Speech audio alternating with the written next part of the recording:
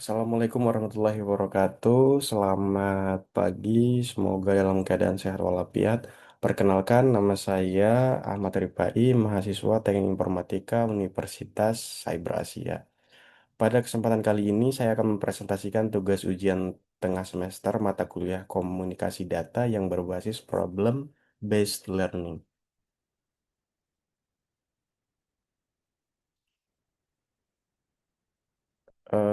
Cara kerja OSI layar sebagai basis model komunikasi data. Model OSI membagi proses transmisi data yang kompleks menjadi lapisan-lapisan terstruktur. Dalam analisis kali ini kita akan membahas empat layer terbawah yang mengenangani jalannya data secara fisik dan logis. Yang pertama, physical layer.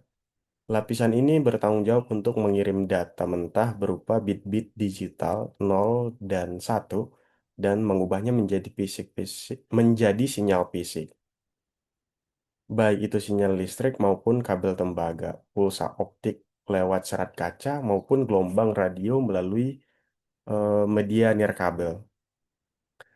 Naik ke lapisan yang selanjutnya terdapat data link layer. Di sini, bit-bit dari physical layer dikelompokkan menjadi sebuah kesatuan yang disebut frame.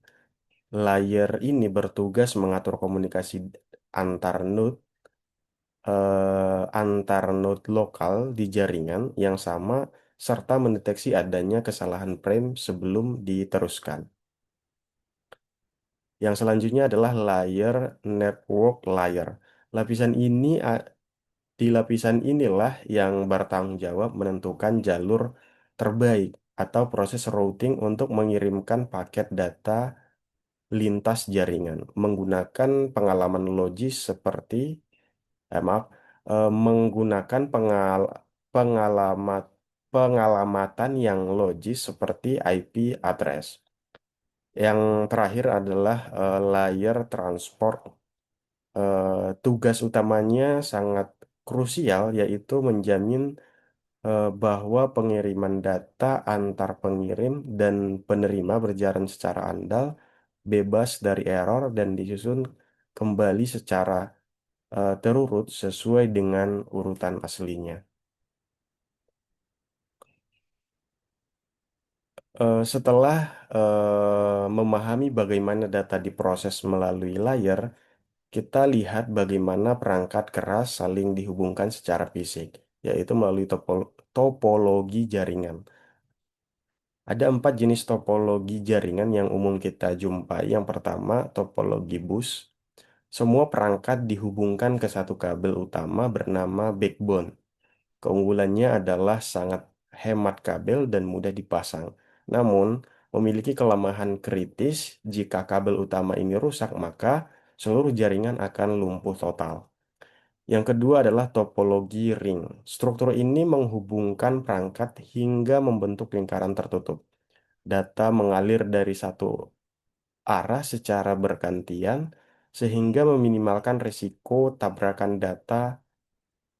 Kemudian tantangannya kerusakan pada saat perangkat kerusakan pada satu perangkat saja dapat memutuskan komunikasi seluruh jaringan.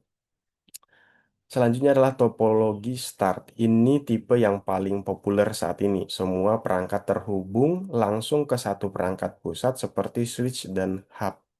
Keunggulannya adalah manajemen yang mudah dan jika salah satu komputer rusak, komputer lain tetap dapat berkomunikasi secara normal. Titik kelemahannya hanya bertumpu pada perangkat pusat tersebut. Selanjutnya adalah topologi mesh. Di sini setiap perangkat terhubung langsung ke semua perangkat lainnya tanpa terkecuali. Topologi ini Topologi ini menawarkan keandalan yang tingkat tinggi karena memiliki banyak jalur jalur alternatif. Namun konsekuensinya adalah biaya instalasi yang sangat mahal dan kebutuhan kabel yang sangat banyak. Sekarang kita akan bahas encoding dan decoding. Nah, proses ini juga krusial dalam pemrosesan sinyal. Encoding merupakan langkah awal dari sisi pengirim. Data asli komputer yang berupa biner tidak bisa langsung meluncur begitu saja di kabel. Oleh karena itu, encoding bertugas mengubah biner 0 dan 1 tersebut menjadi karakteristik sinyal transmisi tertentu, seperti perubahan tegangan listrik, kedipan cahaya, atau frekuensi radio, agar sesuai dengan media fisik yang digunakan. Sebaliknya, dari sisi tujuan, terjadi proses decoding. Sinyal fisik yang diterima dari media transmisi dibaca, diterjemahkan, dikembalikan lagi menjadi data biner asli yang dipahami oleh komputer penerima. Manfaat utama dari proses ini sangat besar. Encoding dan decoding mampu meningkatkan efisiensi transmisi, mereduksi interferensi maupun gangguan sinyal di sepanjang jalur, serta memastikan komunikasi data berjalan dengan baik tanpa kehilangan informasi aslinya. Eh, Bagian keempat slide ini adalah pembahasan mekanisme pengiriman data modern, yaitu paket switching. Dalam metode ini, data berukuran besar yang ingin kita kirim tidak dilewatkan secara utuh dalam satu jalur tunggal. Data tersebut dipecah menjadi potongan-potongan kecil yang disebut paket. Cara kerjanya cukup dinamis. Setiap paket akan ditempeli sebuah header yang berisi informasi alamat asal, alamat tujuan, serta nomor urut paket. Kemudian, paket-paket ini dikirimkan secara independen. Artinya, paket nomor satu dan paket nomor 2 bisa saja melewati jalur atau router yang berbeda di internet, tergantung jalur mana yang paling kosong saat itu. Setelah semua paket sampai di tempat tujuan, mereka akan dikumpulkan kembali dan dirakit ulang sesuai dengan nomor urutnya, sehingga menjadi data yang utuh. Keunggulannya eh, lebih masif dibanding keunggulannya jelas sangat masif dibandingkan metode yang lama, circuit switching. Penggunaan bandwidth menjadi jauh lebih efisien karena jalur transmisi bisa dipakai bersama-sama secara bergantian oleh banyak pengguna.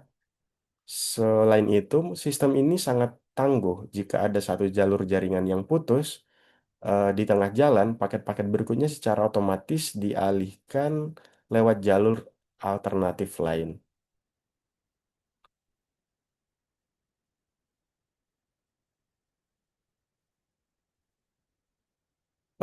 Kemudian, pembahasan selanjutnya adalah deteksi dan perbaikan kesalahan bit. Dalam dunia komunikasi data di data yang nyata, gangguan fisik atau noise bisa menyebabkan bit data berubah di tengah jalan. Misalnya, yang harusnya terkirim satu malah berubah menjadi nol. Untuk menjaga integritas data tersebut, kita memerlukan metode deteksi kesalahan bit. Di slide ini, kita akan membahas dua teknik utama. Yang pertama, per, eh, yang pertama, parity check. Ini adalah metode paling sederhana di mana kita menambahkan satu bit ekstra yang disebut bit paritas. Tujuannya untuk memastikan jumlah bit bernilai satu di dalam data tersebut.